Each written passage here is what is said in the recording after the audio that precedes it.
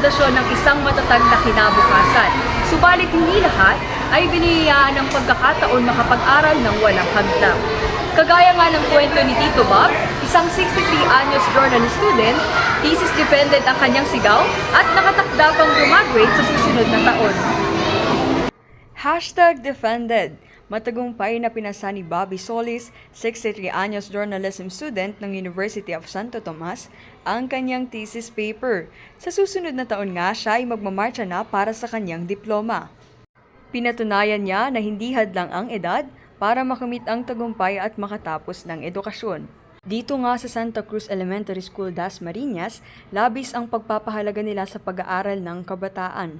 Isa ang Special Needs Education Program o SNED, ang bukas na inaalok ng paaralang ito para sa mga kabataan na may kapansanan at nais pang magpatuloy ng pag-aaral.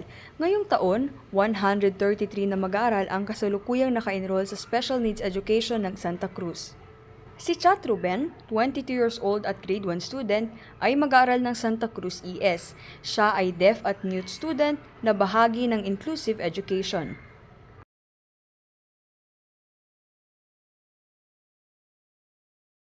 Dati siyang bahagi ng SNED class, ngunit ngayon ay inilipat na sa normal class. Aktibo at matyaga siyang pumapasok ng mag-isa araw-araw.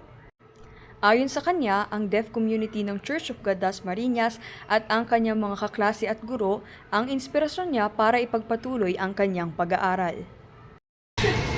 Isa si Chat sa mga patunay na walang hadlang, edad man o disabilidad sa pagtupad ng ating mga pangarap. Ako si Charity Apin, nag-uula.